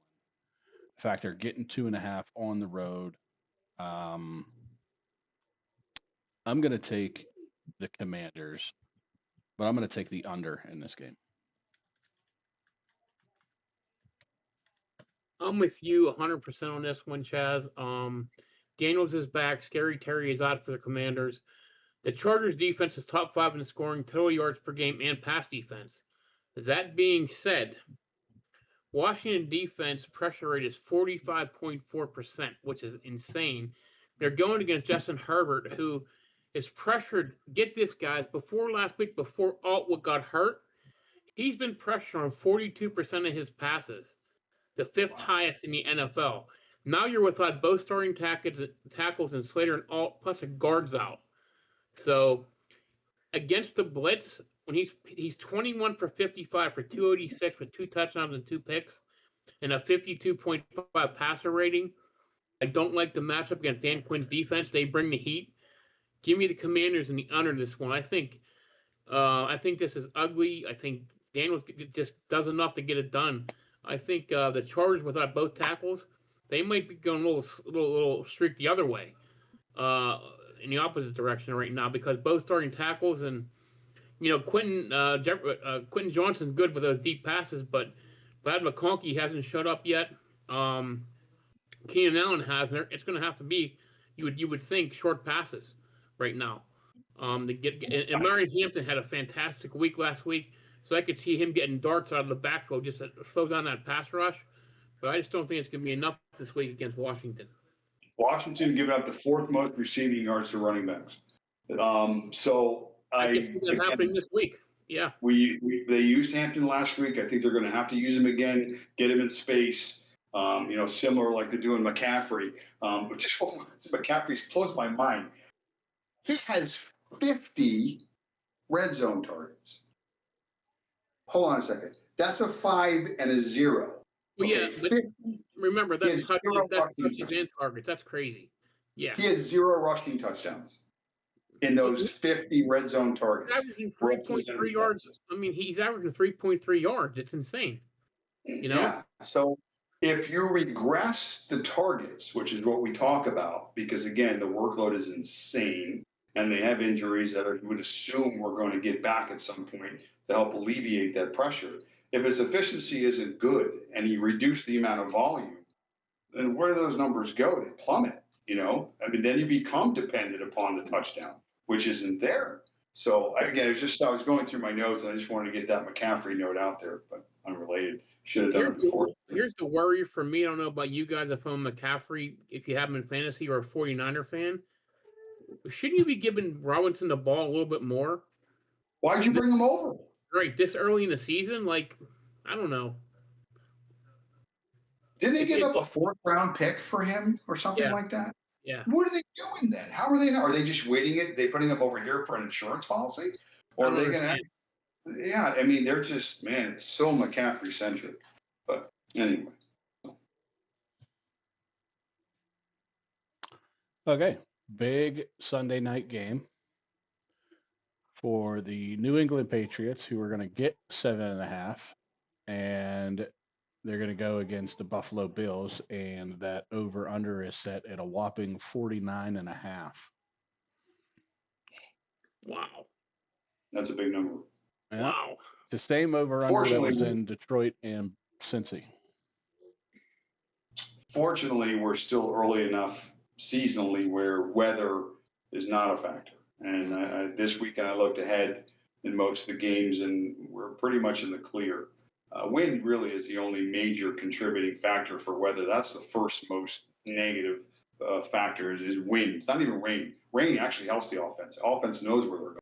Defense has to adjust. So it's the wind, again, ball flight, very difficult to predict. That being said, no wind, no weather factors this weekend still, thank God. I talked about New England. I talked about Drake May. I talked about a team that I think is improving continually as the year progresses. Divisional game, too many points. So, do I think New England wins this game? Probably not, but I think they fight. And I think this game is a nasty, a little bit of a higher scoring game, opportunistic type game, but I think this game is a battle to the end, maybe a last possession type game, whoever wins. So definitely taking the points. And I'm going to go with that big total and take the over as well. So I'm on the Patriots here. Outside shot for a win, really close game, over. Matt, I agree with you on both aspects. This is a large number. I think New England is one of the better teams that they have played thus far in the last 3 weeks. Divisional game again, and I just think that also not only does Buffalo can score points, but Buffalo seems to give up a lot of points as well. So I'm going to take the over. I'm going to take New England just on the points. I think Buffalo wins. I like the points though that New England's getting. Well, we're all in New England in this one. Okay. I think Buffalo's defense is ranked 31st against the run. So I think finally Vrabel gets his head out of his ass and gives Travion Henderson the ball. He's the best running back on that team. Stevenson turns the ball over too much. I think they're going to make it a simple game. Drake May's athleticism, short passes, Hunter Henry. We saw a Stephen Diggs sighting last week finally for New England. But I think it's a division game. I like New England to run the ball a lot, keep it close. But I don't think they win the game at all. It's a close game, but I think New England wins, but the under in this one for me. Good. Diggs back to Buffalo. We have a narrative there. Yes, Maybe yes, any touchdown. Yeah. And he's also getting more prevalent in his offense as well in New England. Yes. Big game last week. Something to look at here going into this game. So, your choice: finish the top 5 or finish our picks. Up to you. Let's finish top 5. Yeah. All right. I will finish it. I know what yours is, Jazz. I will finish. Yeah. When we get into fantasy draft beginning of the year, when everybody's excited about the draft and picking their players and their strategy, stuff like that, I'm generally not a quarterback early guy. And the reason why is because I feel like I can identify guys that, again, maybe aren't as popular fantasy-wise, but you can take them more safely later on. And I've always been a Justin Herbert truther. I mean, first part of his career, he was, I think, coming into year 3, had thrown the most passing yards out of any rookie all time. Now, those statistics are a little bit skewed because of today's NFL and the way the offenses are so prolific, and the rest is whatever. But my point is that on an offense we all predicted to be a running offense, that's not the case. And why? Because they've got what I feel is maybe overall a top 3 quarterback, top 4 quarterback in the league, Justin Herbert. He's not Lamar Jackson. He's not Josh Allen. Those guys are on a separate plane. But when you start to build the next tier of guys, to me, Herbert is on the top of that tier. Physically, mentally, the guy is a winner. He's always been a winner. This year, statistically, he's putting up the numbers to support that. And again, for me, just being a truther in Justin Herbert, I do have him on, I think, 2 of my 3 home league teams because, again, I focused on that guy, knowing I could safely get him ahead of, or later than I should say, value-wise, the rest of the guys that were being taken. People were jumping on Knicks ahead of him. People were jumping on Drake May even. More popular guys' namesake, but with less of a pedigree. And Herbert is just blowing them all out of the water statistically to this point. So I feel good about that. So for me, number 5 being right on Mr. Justin Herbert. The guy's going to have a long career. And I think this year the Chargers are in a good spot. So maybe we talk about some playoff wins because that's all been missing from his resume to this point has been opportunities to get in the playoffs and show what he can do. Good, Mike. Tell me what my number 1 is. The rookie from Tampa Bay. Nope. That's not your number 1? Nope. Wow. Okay. Nope. The number 1 was the Pittsburgh Steelers were going to make the playoffs. Okay. And with the chokehold on first place in the division at this very moment, it looks like that very well may be the case. In a very beat up division, let's not taking anything away from the fact that the division itself is beat the hell and back.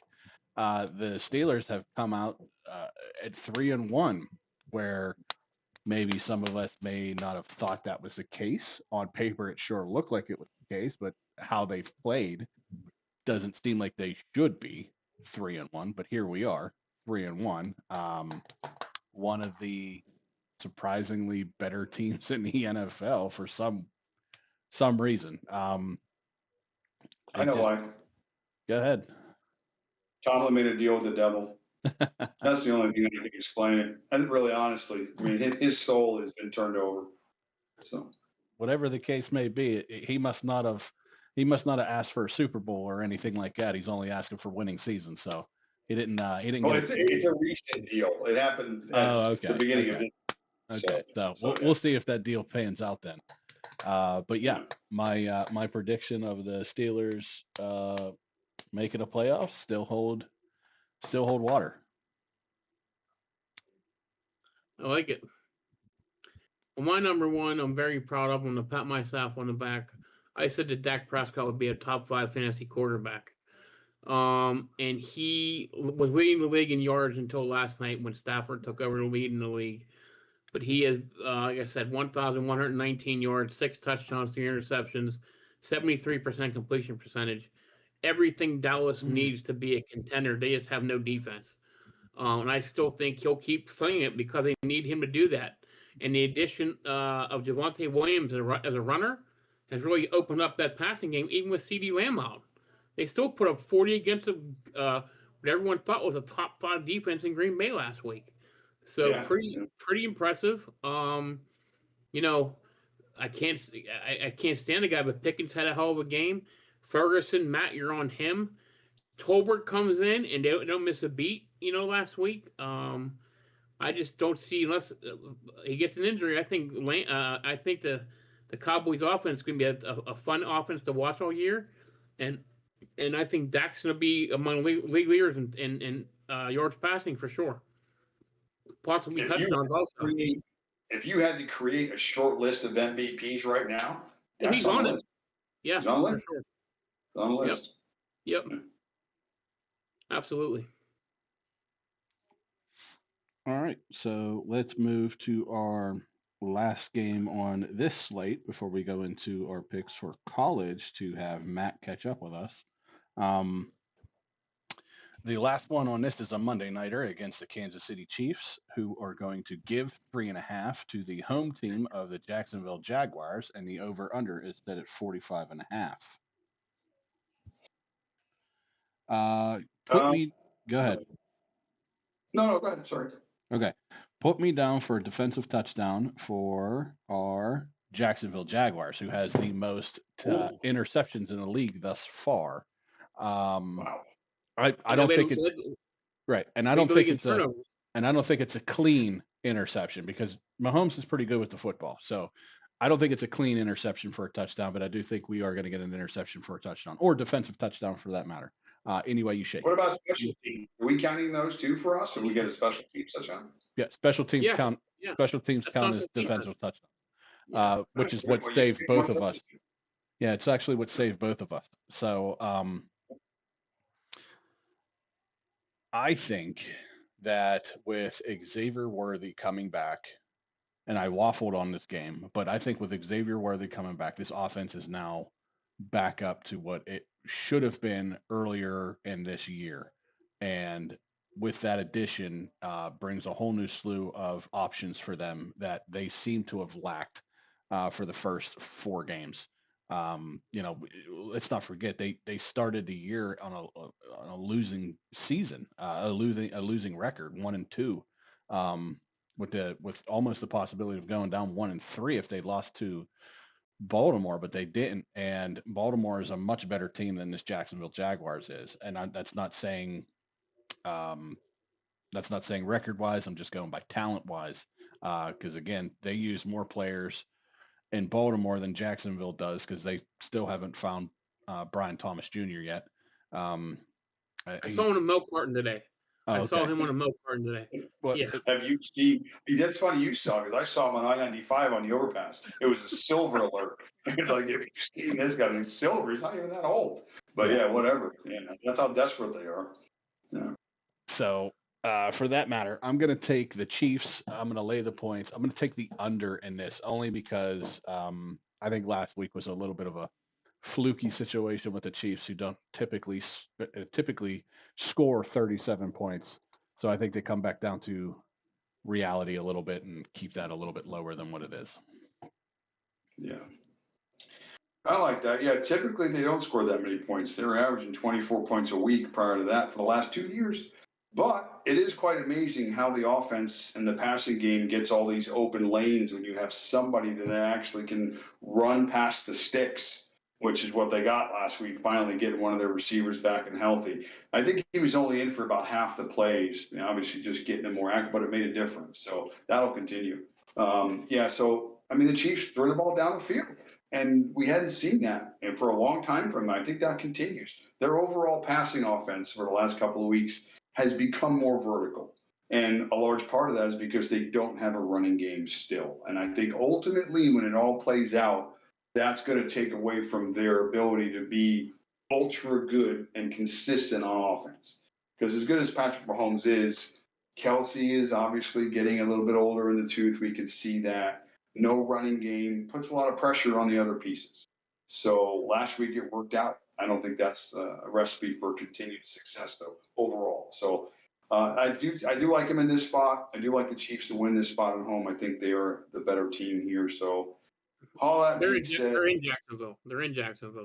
Oh, shit, I did not know this. Yeah, I have it the other way around. Yeah. Man.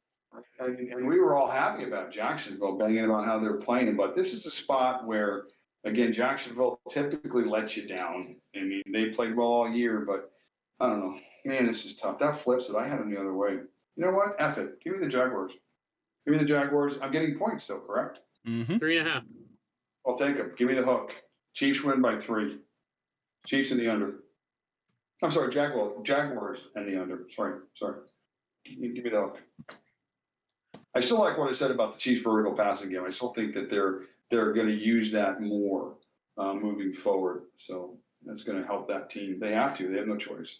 Well, here's the thing, guys. Xavier Worthy, 121 yards from scrimmage last week. Total different Chiefs offense. Thornton, the rookie, looks really good with him. Hollywood looked good last week. I think he had 4 catches and a touchdown. Mahomes, first four touchdowns, no pick game since 2018. The Chiefs aren't dead, fellas. They are not dead. Wait till they get their full ledger of people back. When Rice comes back, I think they're not dead yet. I think Mahomes is he's gonna start picking it up every week. Jacksonville 3-1, but I think they're gonna make Kansas City's they're gonna shut down Etienne, and they're gonna make old Sunshine try to beat him. I don't trust that guy doing anything. Sunshine. Yeah, I don't trust Lawrence at all. So give me Kansas City. I'm with you, Chaz. Give me Kansas City in the under. I think KC wins this game pretty handily, like 27-17, 27-10, going away. So definitely. Mike, can you take Travis Etienne with a sexy French accent for me? Travis Etienne. Wow. Yeah. Oh, God. Turn me on. And by the way, talk about a breakout everywhere. year for Etienne. A breakout year for Etienne. 48-yard touchdown run last week. Wow. Yeah, he looks explosive. He looks like he's like they thought he was going to be. So. Did you send Chaz that guy? No, but I will. Okay. I don't have him on Messenger, so So and Facebook for some I don't know how this works, but I've been told like if I try and send a video from Facebook, and if you don't have Messenger, it doesn't whatever. But you send it to me. It's funny as hell. Oh, it's awesome. Yeah. Yeah. I actually cried. I laughed so hard with that video. So. It's hysterical. Yeah. So we're going to move into, but before we move into college, I just had one thing to say. The Buffalo Bills are going to unleash their alternate special uniforms this weekend for Sunday Night Football. I think it's called like Oh, those look really cool, by the way. those all white ones. Yeah, I the ice forget. they call them, I think. I forget what they're called. Cold Night or something like that. I'm Yeah. actually trying to scroll for it here through all my stuff, but it's pretty dumb. Dolphins did something good so far this year. You see their uniforms last week? Oh, they Those were things were- ugly. I like those. Oh, really? I No, like them. ugly the Arizona jerseys. Whatever they had, they looked like they all had chicken pox with those Yeah, jerseys on. yeah. Looked ridiculous. And So even it's- Dinah was like, "What's on their it's jerseys?" called- She said, "Is it raining there?" I'm like, "No, it's not raining there." So Listen, they're playing it. It's Listen, called it Cold looked- Front. They should have put Chico's bell bonds on the back. It looked like a bad Bears jersey. That looked horrible. It was bad, terrible. Come on. Yeah, but they're called Cold Front. The Cold Cold Front. Front? jerseys. Yeah, Okay. Cold Front. So Yeah, ironic. Matt, you look them up. They're pretty cool. Yeah, they're pretty Buffalo sweet. uniforms. Yeah, like an ice blue and then all whites. So they're gonna look pretty good. But moving into college now to do our super dogs and our picks. Matt, we have a discrepancy on yours only because this is one of the games that we decided to take, and you have them at Vanderbilt getting 11.5, but when we took this on Wednesday when we did this, we had Vanderbilt at 10.5. So it's up to you guys. That means you get to add them together and I'll pick 21.5 for that game, please. So it's up to you guys on which one you want to take here. Well, you can't give me the opening line. It's just the same as what you guys went with. So all right, I'm so 10.5. 10.5. So all right, yeah. 10.5. My team that I picked was also at 10.5. So you're right with me there. Nice. So okay, with that dilemma being taken care of, let's go into the slate of games that we have here for college. And the first one we have here is a 3:30 game, and it's number 9 Texas going into Florida to face the Gators. The Gators are going to get 6.5, and the over/under is 41.5. I am on Texas and the over. Mike is on Florida and the under. Florida's winning that game. I agree with Mike. Florida and the under. They have to win on defense, and I think they will. They're really good. And Texas's quarterback situation is still a little unsettled for me. So I will take the home team in a very tough place to play, especially if they're making defensive stops and making the game ugly for Texas, which they might do. That's going to be an ugly situation for Texas. So give me Florida. I don't care about the number. It's going to go under. I love first half under. It's going to be like 7-6. So funny, when we had it on Tuesday, it was 6.5. Today it's down to 4.5. Okay. We took it at 6.5. We're going to keep it at 6.5. Yeah. Listen, I took it tomorrow, money line. There you go. Really? Wow. Yeah. I actually won tomorrow when it's today. Because on DraftKings you get the day when you put it in. Yeah. Oh, very nice. So I put it in today. Actually tonight I won Delaware State, Western Kentucky, the under. It was 61.5. It was 50-51 it ended. Now I have West Virginia getting 22.5 against BYU. So wow. Yeah, definitely going to be interesting to watch that game here. Looking forward to it. WVU and BYU. So the next game we have is another 3:30 game. It is Vanderbilt and Alabama. Number 16 Vanderbilt travels to number 10 Tuscaloosa to face the Rolled Tide, and Vanderbilt is getting 10.5. The over/under is 56.5. I was on Vandy and the under. Mike is on Bama and the over. I'm on Lionel Richie and the over. Give me the Commodores, baby. Go, go, go. So, yeah, that's it. Oh, no. Give me the Commodores.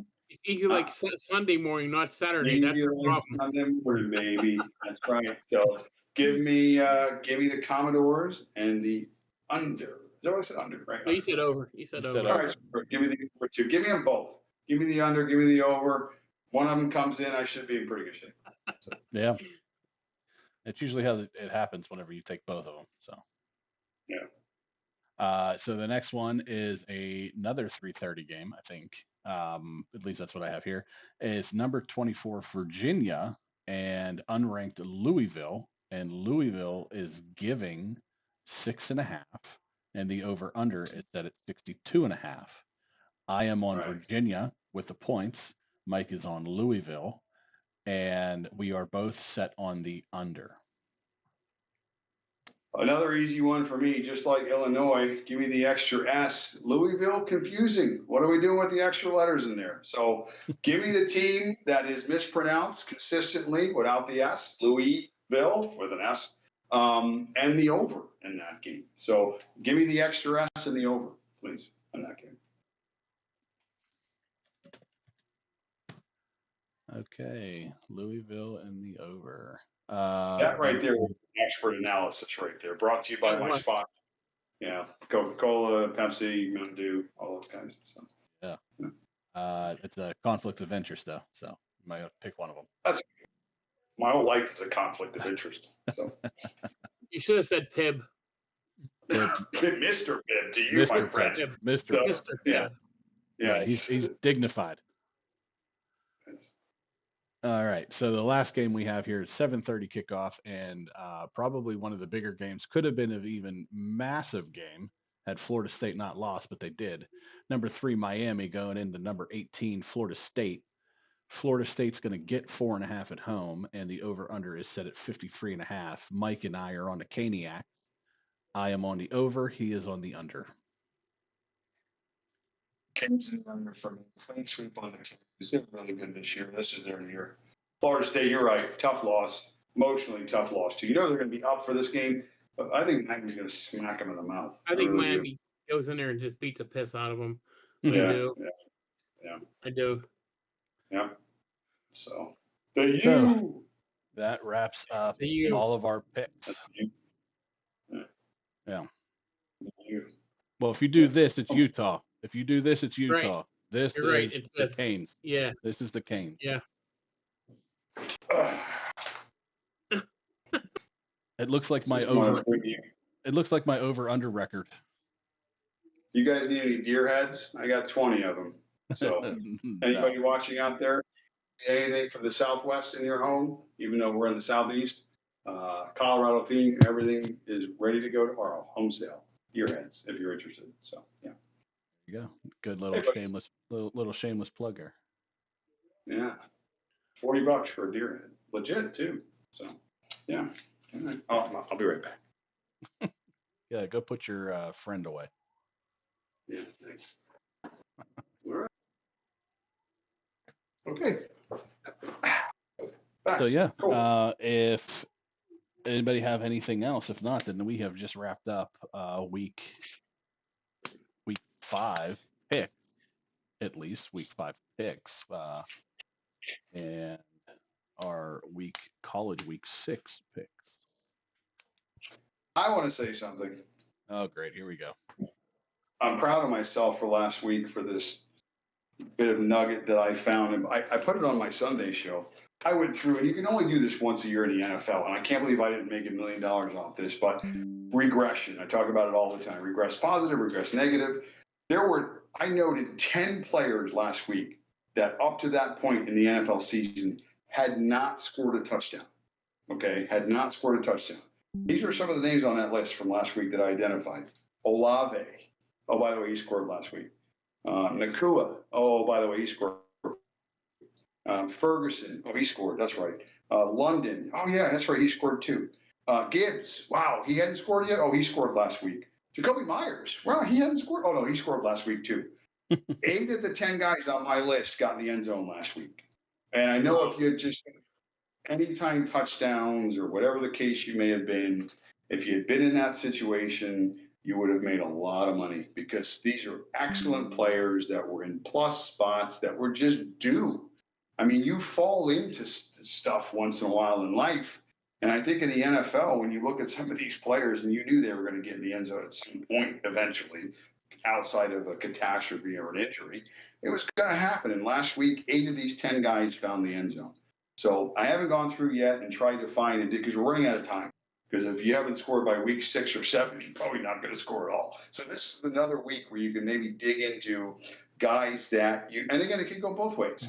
If guys that are having tremendous starts that may be ready for a pitfall, or identifying guys that are just really in great plus spots that for one reason or another just haven't broken that plane yet and are probably going to be doing it this week. I'm sure there are 4 or 5 guys out there you can identify. So look for those players if you want to get an opportunity to make a few bucks. Real quick, I got some. Last week I gave you guys 6 games if you want to win some money, college football wise. I hit on 4 of them. This week's game, I like the Gators getting 5.5. I like the money line if you want to put a serious bet. I like the Canes to beat FSU. I like Boise State getting 21.5 against Notre Dame. That's a big number to give that team. Penn State, I love this week. Given 24.5, I think they're going to put 48 up in the first half against that UCLA team. They're bad. And then Ohio State 43.5 in the over. They'll put up 40 by themselves, I think, against Minnesota. And then Mississippi State getting 16.5 against Texas A&M. That game's going to be a lot closer than people think. So those are the 6. Yeah. Yeah. Can you give me a line on Colgate this weekend? I can give you one. Yeah. Oh, yeah. Because I'm interested in either putting some money on Furman or Colgate. So I'm definitely going to be Berman.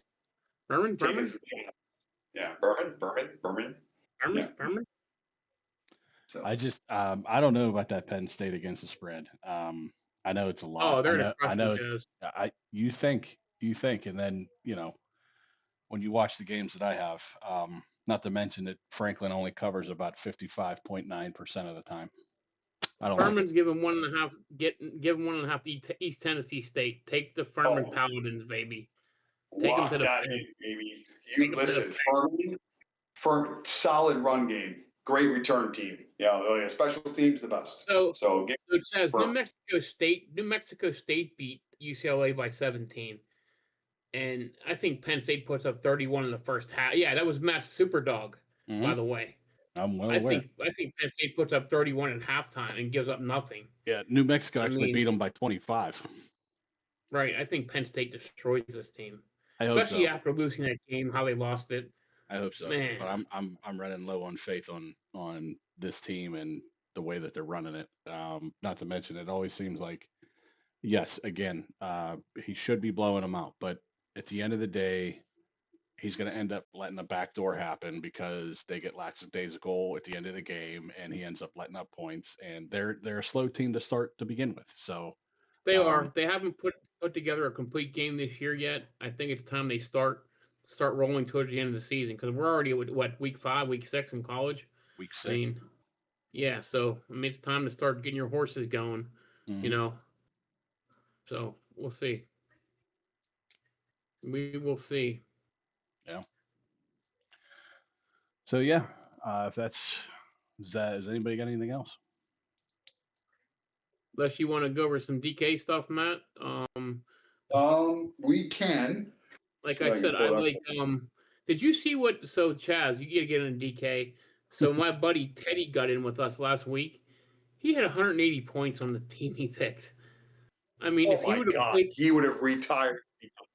Yeah, if he would have played in the other things, he would have won 2 leagues. Like big money. Yeah. I mean, man. No. I'm trying to pull my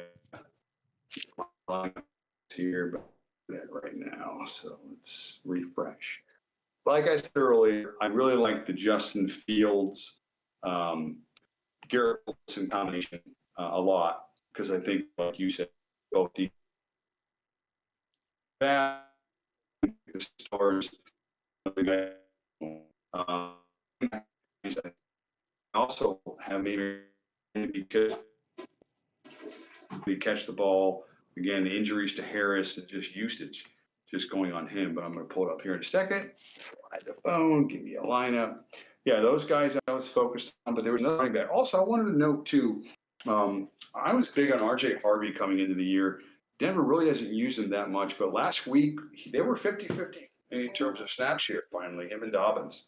So also target-wise, Harvey got 5 targets and Dobbins only had 1. So clearly that's something to notice moving forward as well. I think Harvey gets more involved. Okay, I am on Fields. I mentioned also Wilson. I think Chris Olave this weekend. I was on him last week, didn't get in the end zone. Actually, no, he did get in the end zone. He has 1 touchdown. He only had like 3 catches. It was kind of a slow week. And I was banging on the fact that he had 50 targets and whatever. I think they get back to that this week. I think Olave is a guy that's still minimum, like kind of underpriced, I think, for receivers for his volume. So I really like Olave this week to have another big week for the Saints based on where he's being priced on DK. So yeah, so those are probably the guys I'm keen with. We'll go Fields, we'll go Garrett Wilson, Mario Hampton based on usage, and take a shot with Olave with his pricing. Also get in the end zone this week again, back-to-back weeks. So that's what I like. Yeah, I'm on the Carolina train. I like Bryce Young. He's cheap, 4,700. I like Bryce Hall, 5,800. Tony Pollard, I think he has a big week this week for Tennessee. 5,400, another guy you can get you cheap. And then McMillan for Carolina at 5,700. So that's 4 guys who I think is going to score in high-scoring games and score a lot of points for you. So, Yeah, the overall, the DK pricing is still very fair. I mean, you could pretty much get who you want in your lineups, which I think is good because then people generally won't be going after the same guys. Although I do think there is a lot of running back value this week with Pollard, with a few other guys in some plus spots because of injuries. So I was surprised that Bryce Hall was so low at 5,800 against that Dallas defense. Yeah, he's again because it's usage. They're just not using him, which is crazy. With Allen out, you think he'd get all the carries now? Yeah, you would think. See, I got him at 5,600. Listen, I think Kamara's in play this week in that range at 5,900 again because the Saints only have a few offensive weapons they use. So you finally have him in a plus spot against a weak Giants team. You're thinking there's going to be points in the game. It's going to only a couple of guys. So it's going to be one of those 2 guys that are definitely going to eat. So yeah, there's like for instance, Chase Brown is 6,100. Are you really playing Chase Brown over Breece Hall this week? No. Are you playing Chase Brown over Kamara? Are you playing Chase Brown over even the kid Marks from Houston? I mean, all these guys are ahead of Chase Brown. So there's definitely some issues with some of the pricing, but overall, I think DK pricing, you can pretty much put your lineup in it. Jamar Chase is a second wide receiver, which is still, insane. Well, again, it's a lot of namesake stuff, but I'm on Chase this week. And you know what, Chase? He's not going to be owned. He's going to be 1-2%. There's no faith in the Cincinnati offense. But we all said they're going to be chasing. They're going to need to throw the ball. They're going to need to put up points somehow. Chase is their best player. They're going to force him to football. Right. So, I mean, would you be surprised if he gets 13, 14, 15 targets this week? No, I wouldn't. No. And if he turns around and goes 8 for $105 and a touchdown and nobody has him, I mean, it's not a typical Chase week where he could have this huge high ceiling, but any week in a short week like this where people are scrambling for even flex spots, and you got a receiver that could put up 25 fantasy points, you don't care what his salary is. Right. You're ahead of the game. So yeah, scoring overall in DK is down this year about 20%. So if you look at the total scores for some of the high-end tournaments, last year you were at 205, 210. This year 180. Sometimes taking it 175. Right. So that's all come back a bit. So yeah, it'll be a fun week again. Yep. All right, now I'm done. That's it. All right. Well, it's a wrap. Since that is a wrap, then we can go ahead and call this what it is, and that is over. So thanks everybody for sticking around. If you were. Thanks anybody who goes and watches it later. We appreciate it. Don't forget to like, share, subscribe. Check out our Discord. We got all kind of things going on in there. And with that being said, we will see you, Mike, on Tuesday. Matt, we will see you next Friday. And everybody else, we'll see you soon. So good night, everybody. Good luck. All right.